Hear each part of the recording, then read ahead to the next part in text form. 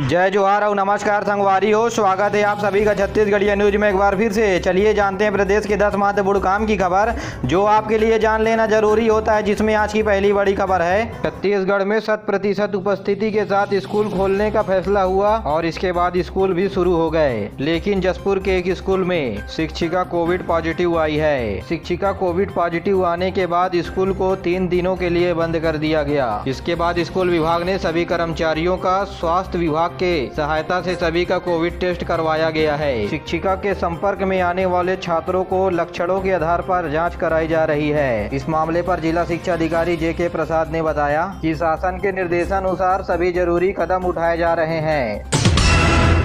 देश में नगरीय निकाय चुनाव होने के लिए प्रदेश में तैयारी तेज है।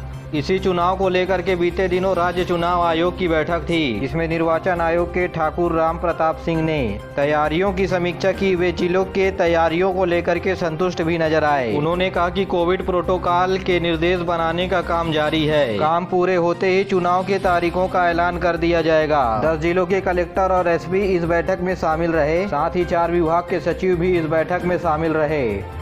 प्रदेश के 15 नगरीय निकाय हैं जहां चुनाव होने हैं, जिसकी तैयारी निर्वाचन आयोग के द्वारा इस वक्त जारी है।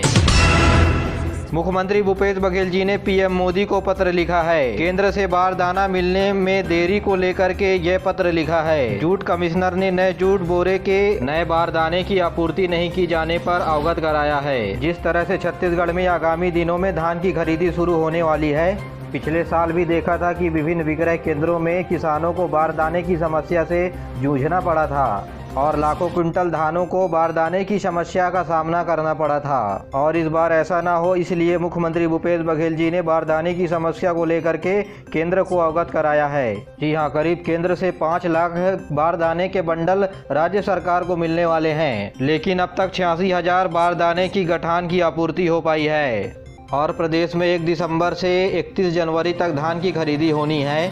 इस वजह से निश्चित ही धान खरीदी प्रभावित होगी। पिछले साल भी यही आलम देखने को मिला था। पवेलियन की मांग को लेकर के दुर्ग में चंदूलाल चंद्राकर मेडिकल कॉलेज के कर्मचारी सड़कों पर पद यात्रा कर रहे हैं। काम से निकाले जाने का इन्होंने विरोध किया है। चंदूलाल चंद्राकर मेडिकल कॉलेज को अधिग्रहण करने के बाद वहां के कर्मचारियों को निकाला जा रहा है, जिसके चलते पद यात्रा के दौरान बस स्टैंड होते हुए राजभवन पहुँचेंगे कर्मचारी और अपनी मांगों को राज्यपाल के सामने रखेंगे। PM भूपेश बघेल ने बीते दिनों राजनांदगांव के चिटफंड निवेशकों को 2,46 करोड़ रुपए की राशि वापस लौटाई। ये राशि चिटफंड कंपनियों की संपत्ति को जब्त करके वसूली गई है। इससे पहले 16,796 निवेशकों को 7,32 करोड़ रुपए की राशि वापस की गई थी। इसे मिलाकर के जिले में निवेशकों को 9,78 करोड़ रुपए की राशि लौटाई जा चुकी है। निश्चित ही चिटफंड कंपनी में निवेश करने वाले निवेशकों को लंबी समस्याओं का सामना करने के बाद राहत मिली है। आपको बता दें कि चिटफंड कंपनी से पैसा वापस करवाने का एक चुनावी वादा रहा, जिसे मुख्यमंत्री जी पूरा कर रहे हैं।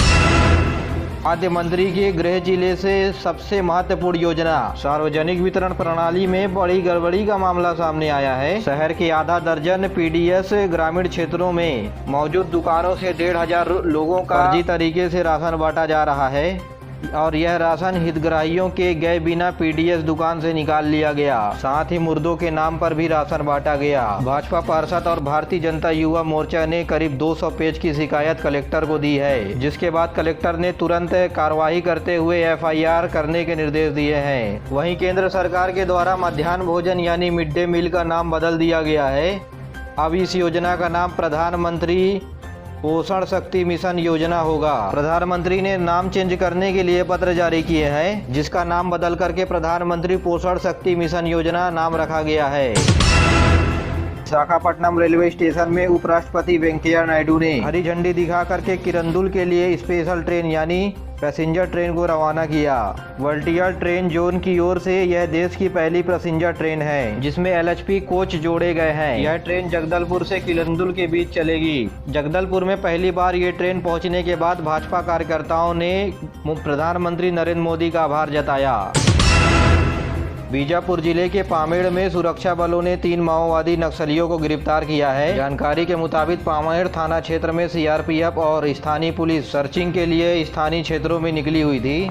इसी समय घेराबंदी करके 3 नक्सलियों को गिरफ्तार किया गया। ये माओवादी लूट और सुरक्षा कर्मियों के ऊपर फायरिंग अन्य कई गतिविधियों में शामिल रहे। वहीं सुकमा जिले में भी 1 लाख रुपए की इनामी माओवादी को गिरफ्तार किया गया है। छत्तीसगढ़ व्यावसायिक परीक्षा मंडल के द्वारा आयोजित होने वाली ज्येष्ठ समपरीक्षक, सहायक समपरीक्षक और परियोजना और क्षेत्रफल भर्ती परीक्षा 2021 के तारीख में संशोधन किया गया है। यह परीक्षा 2 जनवरी के दिन 2 पालियों में आयोजित की जाएगी। इसके अलावा ऑनलाइन आवेदन करने की तिथि 23 नवंबर से बढ़ा करके 25 नवंबर कर दिया गया है। वहीं 26 से 28 नवंबर तक त्रुटि सुधार किए जाएंगे। राज्य सरकार ने रायपुर के 20 एकड़ क्षेत्र में विश्व स्तरीय शिक्षण संस्थान की स्थापना के निर्णय लिए गए हैं। इसके लिए मुख्यमंत्री की अध्यक्षता में छत्तीसगढ़ उत्कृष्ट विद्यालय सोसाइटी के गठन की गई है, जिसकी पहली बैठक बीते दिनों मुख्यमंत्री निवास पर हुई। मिले जानकारी के अनुसार शिक्षण संस्था का निर्माण नया रायपुर विकास प्राधिकरण के द्वारा किया जाएगा। बस्तर और सरगुजा संभाग में निःशुल्क कीमोथेरेपी की इलाज की सुविधा कराई जा रही है। प्रदेश के 17 जिला अस्पतालों में ये सुविधा विकसित किया गया है। इन 17 अस्पतालों में से 8 अस्पताल बस्तर और सरगुजा अंचल में हैं। और अब पेश है आज के मौसम का हाल। बीते 2 दिनों में बेमौसम बरसात के चलते प्रदेश के कई हिस्सों में कोहरा छाए रहने की खबर मिली है। राजधानी रायपुर में भी सुबह घना कोहरा छाया रहा। मौसम विभाग से मिली जानकारी के अनुसार प्रदेश में आज से शुष्क हवा आने की उम्मीद है और ये शुष्क हवा के चलते उत्तरी छत्तीसगढ़ में तापमान में गिरावट आने की संभावना है। बाकी हिस्सों में अधिकतम और न्यूनतम तापमान में बदलाव की उम्मीद नहीं है।